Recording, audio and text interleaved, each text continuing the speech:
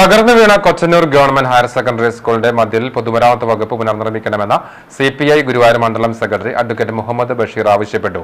മുൻ MP CN ജയദേവന്റെ 2015-2016 പ്രാദേശിക വികസന ഫണ്ട് ഉപയോഗിച്ചാണ് ചുറ്റുമതിൽ നിർമ്മിച്ചത്. കാന നിർമ്മാണത്തിലെ അസ്ഥിവാരം മാന്തുന്നതിലെ അനാസ്ഥ മൂലമാണ് ഇത് കഴിഞ്ഞ ദിവസം മറിഞ്ഞു വീണതെന്ന് CPI നേതാക്കൾ കുറ്റപ്പെടുത്തി. CPI ഗുരുവായൂർ മണ്ഡലം സെക്രട്ടറി അഡ്വക്കേറ്റ് മുഹമ്മദ് ബഷീർ സ്ഥലം സന്ദർശിച്ച് കുറ്റക്കാർക്കെതിരെ നടപടി സ്വീകരിക്കാനും അടിയന്തരമായി മതിൽ പുനർനിർമ്മിക്കുവാനും ബന്ധപ്പെട്ട അധികാരികളോട് ആവശ്യപ്പെട്ടു.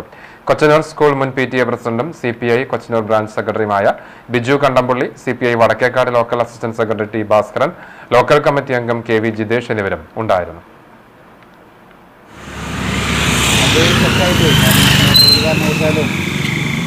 അല്പം മാറി വേണം ഈ മതിലിൻ്റെ ഭാഗത്ത് നിന്ന് അല്പം മാറി വേണ്ടിയിരുന്നു ഈ കാനക്കുള്ള അസ്ഥിവാരം പോരേണ്ടിയിരുന്നത്. എന്നാൽ അത് മതിലിനോട് ചേർന്ന് തന്നെ ഈ അസ്ഥിവാരം പോരാൻ ഇടയായതാണ് അതിൻ്റെ ലാറ്ററൽ സപ്പോർട്ട് നഷ്ടപ്പെടാനും അതുവഴി ഈ മതിൽ ഇങ്ങനെ വീഴാനുണ്ടായ കാരണം.